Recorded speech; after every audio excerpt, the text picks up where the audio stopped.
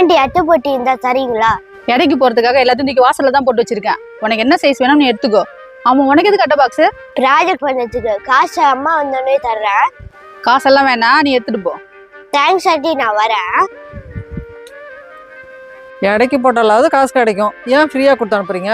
மிஞ்சி மிஞ்சி போனா அந்த அட்டை பாக்ஸ்க்கு எவ்வளவு காசு கிடைச்சிட்டு போகுது? அது இல்லாம அவன் சின்ன புள்ள, அவன்கிட்ட போய் எப்படி காசு கேட்கறது? A few moments later. Aunty, நான் அட்டை போட்டி எடுத்துன்னு போனல. ஆமாப்பா, நான் தான் காசே வேணாம்னு சொன்னேனே. அதுக்குள்ள இந்த மோதிரம் இருந்தது, இது உங்களுதான் பாருங்க. இது ஏன் மோதிரம் தான்ப்பா, நீ எடுத்துன்னு போனி அந்த அட்டை பாக்ஸ்குள்ள இருந்தது.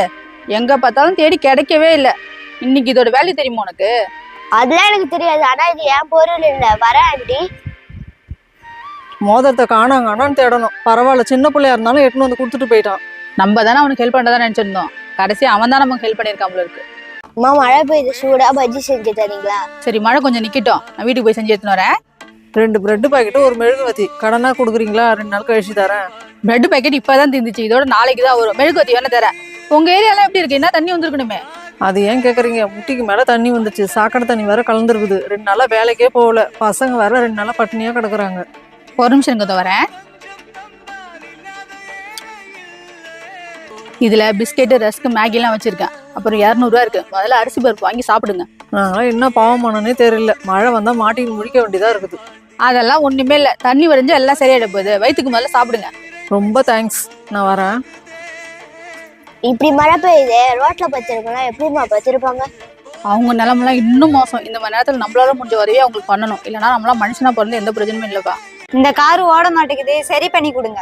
ஓட மாட்டுதா? பில்லு வச்சிருக்கீங்களா? எப்ப வாங்குனீங்க? இப்பதான் வாங்கிட்டு போனா, 2 வாரம் ஆகுது, பில்லு எல்லாம் இல்ல. 2 வாரமா? பொம்மைங்கெல்லாம் குழந்தைங்க கைக்கு போனாலே வீணாயிடும். எப்படி சரி பண்ண முடியும் சொல்லுங்க?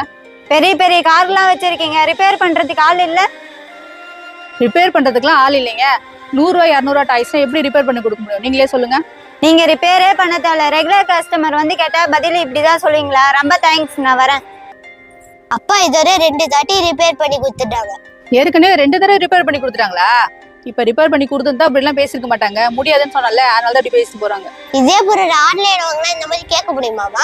அது எப்படி கேட்க முடியும்? நம்மளாவது ரெகுலர் கஸ்டமர் ஆச்சுன்னு பார்ப்போம். இவங்களுக்கு ஃபேவரா பண்ணியிருந்தா நம்ம நல்லவங்க, இல்லைன்னா கெட்டவங்க இல்ல. ஏமா அந்த கஸ்டமர் பெட் எடுக்காமையே போறாங்க? அந்த பெட்ல சின்னதா கருப்பு கலர்ல கோடு வருதான். பிறந்த குழந்தை கருப்பு கலர் இருக்க கூடாதான். கஸ்டமருக்கு அந்த பெட் பிடிச்சிருக்குன்னு தானே சொன்னாங்க. கஸ்டமருக்குலாம் பிடிச்சதா இருந்தது, ஆனா கூட வந்தாங்கல்ல, அவங்க தான் வேணான்னு கூட்டு போயிட்டாங்க. ஏமா கருப்பு கலர்னா யாருமே எடுக்க மாட்டேங்கிறாங்க? அந்த காலத்துல கரண்ட்லாம் இல்லல்லப்பா. சாயங்காலம் 6 மணி ஆனா இருட்டிடுமா, அதனால திருடங்க கருப்பு கலர் ட்ரெஸ் போட்டு திருட போவாங்களாம். அதனாலதான் அந்த காலத்துல கருப்பை பார்த்து பயந்தாங்களாம். அது தெரியாம நம்ம ஆளுங்க கருப்புனாலே ஒதுக்கிட்டாங்க. நம்ம பெரியவங்க சொன்னா ஒன்னொன்றுக்குமே ஒரு காரணம் இருக்கும். அதை நம்ம தான் எல்லாத்தையுமே தப்பாவே புரிஞ்சுக்கிறோம். இந்த gift பேக் பண்ணி தரீங்களா? கிஃப்ட் எல்லாம் பேக் பண்றது இல்லைங்க. gift பேக் பண்ண ஒரு பேப்பர் மட்டும் தாங்க. இந்தாங்க 5 ரூபா கொடுங்க. இந்தாங்க காசு, நான் இங்கேயே கொஞ்சம் பேக் பண்ணிக்கிறேன். சரி. கத்திரிக்கோள் கொஞ்சம் டேப் மட்டும் தரீங்களா? எல்லாமே அந்த டேபிள் மேல தான் இருக்கு பாருங்க.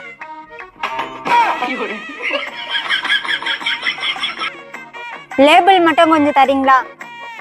பரவாயில்ல, 5 ரூபாலே என் வேலை முடிஞ்சுது. ரொம்ப தேங்க்ஸ்க்கா, நான் வரேன். பேக் பண்ண டேப் தான் வீணாக்கி வச்சிருக்காங்க, அதுக்கு நீங்களே பேக் பண்ணி கொடுத்துருக்கலாம். நான் தான் தப்பு பண்ணிட்டேன்.